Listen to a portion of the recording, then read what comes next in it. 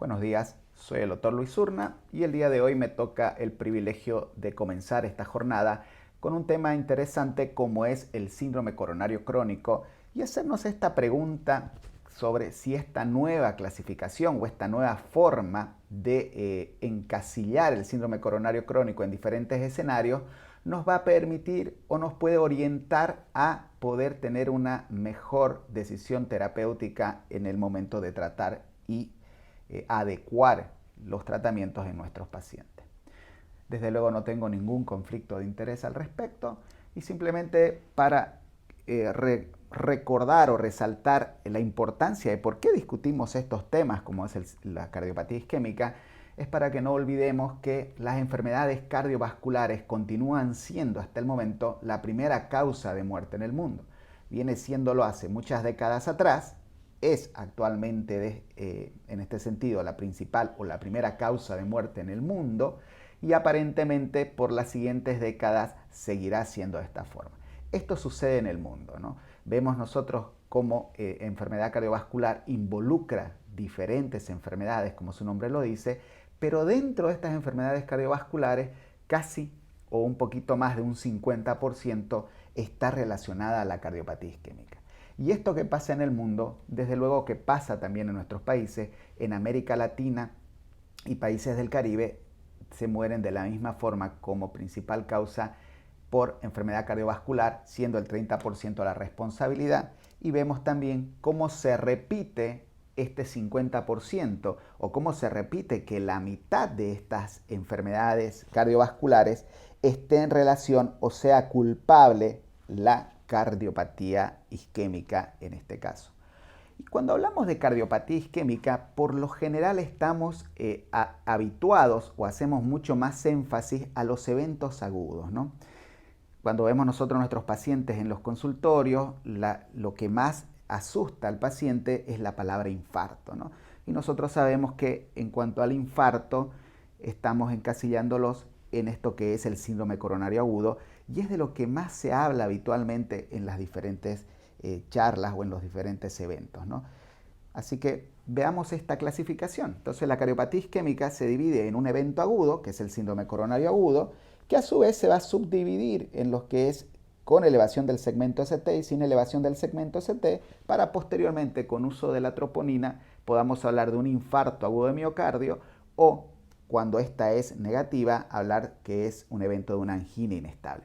Interesantemente, y no es parte de esta charla, pero ahora la cuarta definición universal de infarto, que es la que deberíamos manejar, dominar, conocer y aplicar todo el tiempo, nos expande este infarto de miocardio y nos dice que existen muchos escenarios, más allá incluso de los 5 tipos de infarto, sino que existen otros escenarios más, pero no es parte de esta conversación. Y quedaba un espacio vacío, quedaba ese espacio vacío de la cardiopatía isquémica porque no le decíamos síndrome coronario crónico. No nos quedaba duda con el síndrome coronario agudo, pero con el resto de la patología la llamábamos cardiopatía isquémico-necrótica, angina estable, pero no le poníamos el rótulo de síndrome coronario crónico y es lo que ahora ha venido la Sociedad Europea de Cardiología a presentarnos en su nueva guía clínica lo que es el síndrome coronario crónico desde el punto de vista de su clasificación. Y aunque en líneas generales podríamos dividirlo en aquellos pacientes que tienen un síndrome coronario crónico con obstrucción de las arterias coronarias y aquellos pacientes que tienen un síndrome coronario crónico pero en el cual la isquemia no está relacionada con una obstrucción de las arterias coronarias, es decir, está relacionada más con un tema de microvasculatura o vasoespasmo. Esta sería una clasificación somera bien general, pero vamos a ver más adelante cómo existen diferentes escenarios y son estos escenarios, tan solo con la clasificación, la que nos va a permitir orientar dónde se encuentra nuestro paciente y sobre todo cuál es la mejor manera de abordarlo, tanto para el diagnóstico como para el tratamiento. Desde luego que es importante la mortalidad cardiovascular, en la mortalidad en general de los pacientes, y decíamos que no nos queda duda de esta amenaza que genera la enfermedad cardiovascular vista desde el punto de vista del síndrome coronario agudo, pero fíjense cómo también la enfermedad o la angina estable a lo largo del paso del tiempo también eleva la mortalidad y es responsable de un gran porcentaje de decesos, y estamos hablando de pacientes con una angina estable. Porque también dentro de estos pacientes no sabemos qué es lo que está pasando en las arterias coronarias, aunque, como dijimos hace un momento, hablamos de que esta obstrucción de las arterias coronarias es una parte del síndrome coronario crónico. En realidad es una parte de la cardiopatía isquémica, porque en el síndrome coronario agudo también existe el infarto de miocardio sin obstrucción de las arterias coronarias. Y desde luego no nos queda duda que a mayor compromiso de arterias coronarias, mientras más vasos, dependiendo también qué tipo de vaso sea el que está comprometido, será mayor la mortalidad de nuestros pacientes. Y en este sentido es que tradicionalmente en los eventos se daba una discusión en cuanto a qué hacer o cómo tratar a estos pacientes. Pero en torno a qué giraba la discusión, o esto que llamo la discusión tradicional de los pacientes con angina estable, trataba de una discusión entre el clínico y el intervencionista en torno a si debemos revascularizar o no revascularizar a estos pacientes. Esa era la primera discusión. Ver si el paciente se va a beneficiar o no de ser sometido a una revascularización. Y ahí tenemos estudios a favor, estudios en contra, y como que no se termina de inclinar la balanza a un lado u otro, porque cuando sale un estudio en que no da beneficio, no digamos en contra, sino que no hay beneficio a la revascularización, nosotros los intervencionistas procedemos a buscar el análisis de cómo fue diseñado este estudio, ver qué generación de stent se tomó, como veíamos ayer en la charla de la angioplastia primaria, ver la forma en la cual el resultado se explique más allá de si se revascularizó o no, sino por otros aspectos que estuvieron involucrados en este proceso de revascularización. Esa era una primera discusión. Y la segunda discusión ya era en el caso de que se decida por una estrategia invasiva o intervencionista, venía la discusión entre el intervencionista y el cirujano, de si es mejor la cirugía, los puentes cardíacos o el bypass, o si es mejor la angioplastia, y todo giraba en torno al mismo escenario o al mismo eje, que es la necesidad o no de revascularización. Y es así que tenemos una gran fila de estudios en los diferentes años en el cual, para mejorar esta decisión estratégica de revascularizar, tratamos de evaluar fisiológicamente lo que está sucediendo en estas arterias coronarias.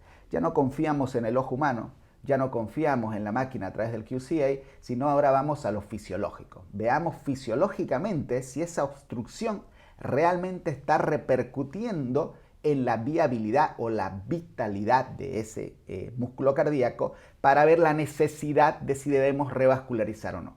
Pero nuevamente volvemos al mismo punto. Nos centramos en un solo aspecto de lo que es el tratamiento de los pacientes con angina estable, que es la revascularización, ¿no?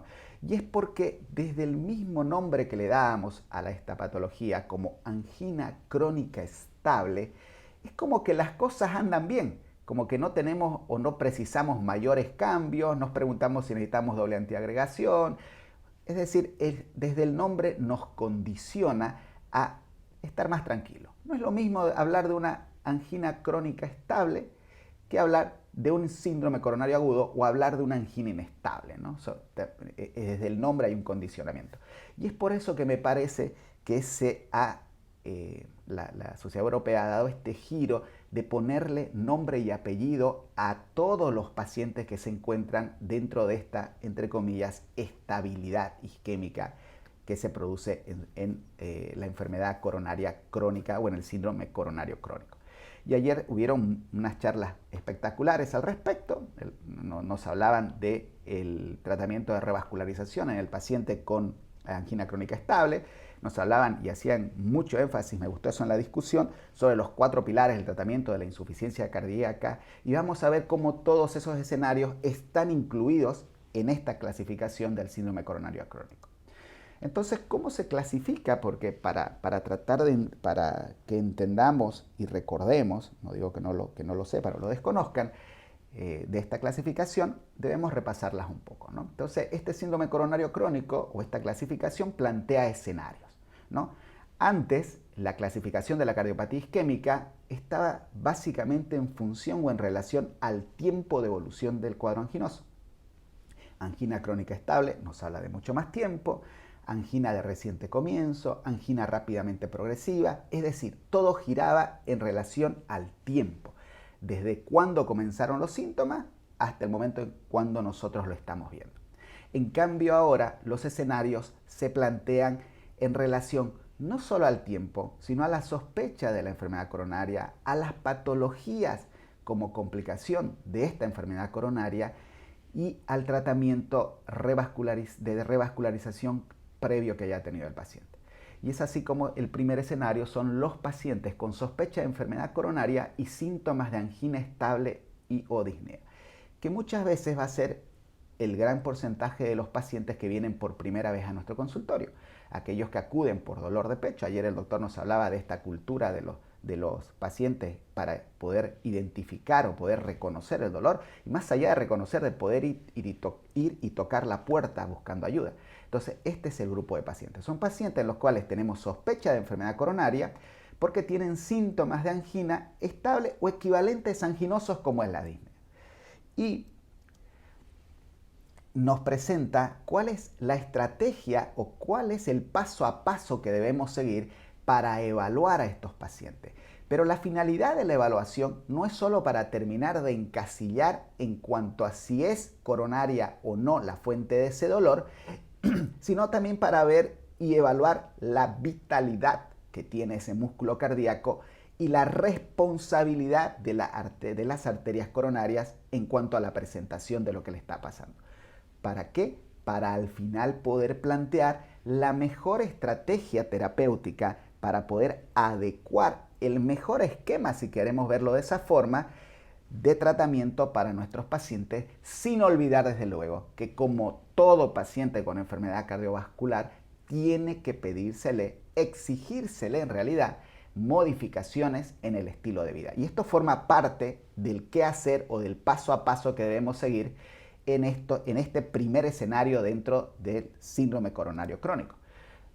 Obviamente también nos plantea el tratamiento farmacológico. Tratamiento farmacológico que luego de plantear la necesidad de la modificación del estilo de vida, se centra en disminuir o eliminar la angina y la isquemia, ¿no? A través de los betabloqueantes, a través de los calcioantagonistas, vamos a tratar de que estos pacientes no solo no tengan dolor, sino que también se pueda limitar y se pueda contener este cuadro o este proceso isquémico, por muy crónico o estable que este sea.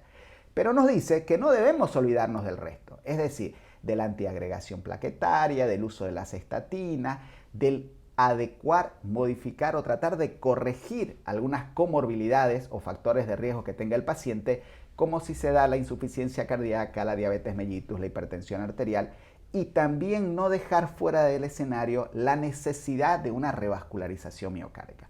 Pero a diferencia de lo que hablábamos en un inicio, aquí la revascularización miocárdica es una parte de todo el esquema de tratamiento o del abordaje del paciente. No es que gira 100% o sobre solo un eje, que es como sería la revascularización. Es así que se presenta un segundo escenario, que serían los pacientes con una nueva presentación de insuficiencia cardíaca o disfunción ventricular izquierda y sospecha de enfermedad coronaria.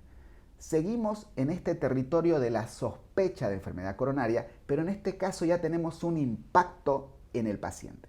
Este impacto es el daño cardíaco expresado a través de la insuficiencia cardíaca y en el cual, que también se abordó el día de ayer, el manejo de los pacientes con insuficiencia cardíaca, debemos hacer énfasis en estos 4 pilares del tratamiento, ¿no? El uso de betabloqueantes, el uso de los IECAs o el sacubitril, el uso de los inhibidores del cotransportador de sodio y glucosa tipo 2, el uso de la espironolactona y, si es necesario, el uso de diuréticos, pero en caso de congestión. Pero estos 4 previos son esenciales para cambiar el pronóstico del paciente, para reducir la mortalidad. Y fíjense, estamos hablando de insuficiencia cardíaca dentro de un paciente con síndrome coronario crónico.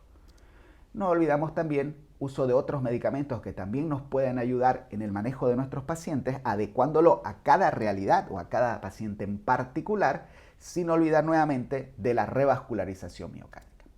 Un tercer escenario son pacientes sintomáticos o asintomáticos con síntomas estables dentro del primer año luego de un síndrome coronario agudo o pacientes con una revascularización reciente. A diferencia de los dos escenarios previos, aquí no hay la sospecha. Aquí ya hablamos de un paciente con evidencia de enfermedad coronaria, sea porque tuvo un evento agudo o sea porque tuvo una revascularización reciente, es decir, dentro del año. En estos pacientes, desde luego, debemos hacer un control médico cercano, garantizar que esté cumpliendo el tratamiento, educar en cuanto al tratamiento farmacológico y no farmacológico, ¿no? Y debemos evaluar la función del ventrículo izquierdo para ver el resultado o el beneficio de esta revascularización, haciendo énfasis en la doble antiagregación plaquetaria posterior a esta revascularización, porque recuerden que estamos dentro del primer año y aunque la nueva generación de stent ha acortado o va a acortar los tiempos de doble antiagregación, aún hoy, después de un evento agudo, la doble antiagregación debería ser por un año. El cuarto escenario son pacientes sintomáticos o asintomáticos, es decir, similar al anterior, con síntomas estables, pero ya que ha pasado más tiempo, es decir, después de un año del diagnóstico de esta cardiopatía, de esta coronariopatía o de su revascularización.